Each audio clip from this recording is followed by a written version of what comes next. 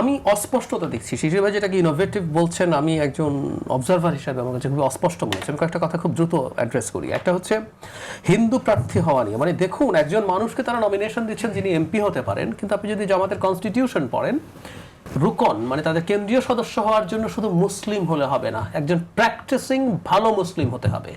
ওখানে বিস্তারিতভাবে লেখা আছে কিভাবে সব ফরজ সহ গুরুত্বপূর্ণ যেসব নিয়ম আছে পালন করতে হবে, গুনাহ থেকে মুক্ত থাকতে হবে, এরকম একটা বিরাট তালিকা আছে শুধু সদস্য হওয়ার জন্য। আমি একটু প্রসঙ্গত বলে রাখি, আমার কৌতূহল হলো, ইনফ্যাক্ট আমি এই কনস্টিটিউশনটা ইভেন আমাদের কনস্টিটিউশনের সাথে কনফার্ম করে কিনা আমার সন্দেহ আছে। যাই হোক, বিজেপির কনস্টিটিউশন যদি কেউ দেখেন, আমি বিজেপির সদস্য হওয়ার শর্ত হচ্ছে তাদের দুটো আর্টিকেল বলছে, ওই দুটো আর্টিকেল হলো দলের লক্ষ্য উদ্দেশ্য, ওর মধ্যেও প্লেনলি তাদের কতগুলো উদ্দেশ্যের মধ্যে কোনো হিন্দুত্ববাদী কথা নেই। ওটা যারা যারা মানবে তার বয়স 18 বেশি হলে সে বিজেপির সদস্য হতে পারবে, প্লেন এন্ড সিম্পল। তো যে দল একজন সাচ্চা মুসলমান ছাড়া কাউকে সদস্যও করে না, সেই দল আবার একজন নন মুসলিমকে এমপির মতো পদে মনোনয়ন দিয়েছে, যেখানে কিন্তু তাদের একজন গুরুত্বপূর্ণ সদস্য ছিল যিনি আবার সাচ্চা মুসলিম, তাদের যে ক্রাইটেরিয়া উনি ফুলফিল করেন এরকম একজন মুসলিমকে সরিয়ে তারা এখানে দিচ্ছেন।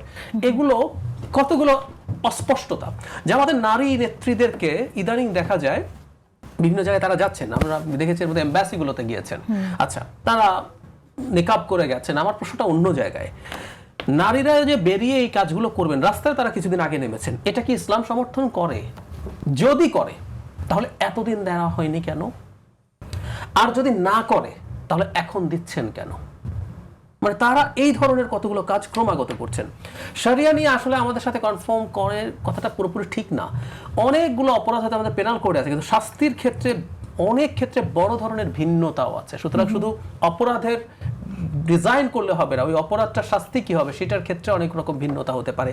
প্লাস অনেক কিছু আছে যেগুলো আধুনিক, ধরুন আমাদের যে ব্যাংকগুলো হয়েছে, স্বাভাবিক ব্যাংকগুলো যেগুলো ইসলামী ব্যাংক ইসলামী কিনা ডিবেট আছে, আমি ডিবেটে ঢুকছি না, যে বলা হয় ওটাও আসলে একটু ঘুরিয়ে সুদ খাওয়া, অনেকে বলেন, আমি তর্ক সরিয়ে রাখি, ধরে নিলাম ইসলামী ব্যাংকিং আছে, ধরে নিলাম, কিন্তু আমাদের তো প্রচুর ব্যাংক আছে যেগুলো ওই সিস্টেমে চলে না, আপনি পুরা সব পাল্টাবেন কিনা ইত্যাদি ইত্যাদি অজস্র ইস্যুস। কালচারালি কি হবে, যেমন ধরুন প্রত্যেকটা ইসলামী শরিয়াত থাকা কান্ট্রিতে মেয়েদের ড্রেস কোড আছেই, আইদার আপনাকে নেকাবও করতে হবে, অথবা ইরানে যেটা আছে একটু সফটার, নেকাব করবেন কিন্তু হিজাব করতে হবে, ইটস আ মাস্ট।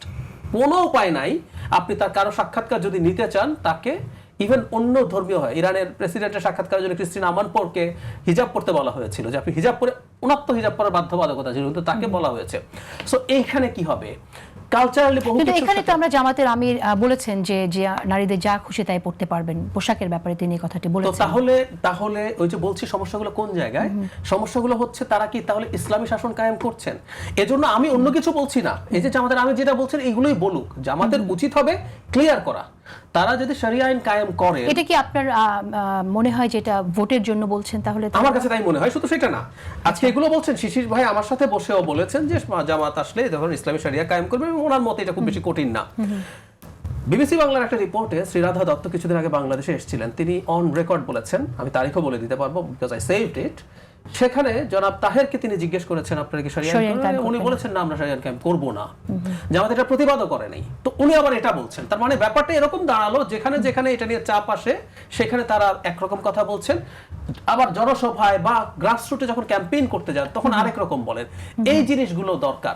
এবং আমি আরেকটা কথা বারবার আমি একটু বলি এই জায়গায়, আপনি কি মনে করেন যে বিএনপি যে জামাতের যে রাজনীতি, সে জায়গায় বিএনপি আসলে তাদের দ্বারা প্রভাবিত হচ্ছে বা তাদের এরকম কথা বলতে হচ্ছে? আমরা বিএনপি নেতাদেরও বলতে শুনছি, যেমন জামাতের নেতাদের অনেক সময় শুনেছি যে জামাতকে ভোট দিলে ভেস্তে যাবেন, আমরা এই মন্তব্যটি শুনেছি, এর বাইরেও সূর্য থেমে থাকে আমার জন্য। এখন আমি বিএনপি নেতার দু একজনের মন্তব্য আপনাকে শোনাই। বিএনপি করলেই ভেস্তে যেতে পারবেন, একজন নেতার মন্তব্য করেছেন। আরেকজন বলেছেন আমরা ধানের শেষে ভোট দিলে জান্নাত পাবো, আদর্শবান দল ধানের শেষের দল। বিএনপির মুখ থেকে যে ভেস্তে যাওয়া, জান্নাতে পাবো, এই কথাগুলো আমরা অতীতে কখনো এরকম শুনিনি। আপনি কি মনে করেন যেটা আসলে তারা মানে জামাতকে ঠেকাতে গিয়ে এগুলো বলতে হচ্ছে, নাকি আসলে যদি সেখান থেকে ইন্সপায়ার্ড হয়ে বলতে যান ভুল করছেন? মানে মানুষ যদি এই ক্যাম্পেইন গুলো নিয়ে যদি সিদ্ধান্ত নেবে, ও জামাতের কাছ থেকেই নেবে। কথাটা এভাবে বলে না যে আপনি কিনলে ডিপার্টমেন্টাল স্টোর থেকে কিনবেন, আপনি পাড়ার মুদি দোকান থেকে কিনবেন না। এটা বিএনপি বললে মানুষ এটা বিশ্বাস করবে। বিশ্বাসের প্রশ্ন না, এই রাজনীতি বিএনপির না। কেউ যদি করার চেষ্টা করেন এটা খুবই ভুল হবে।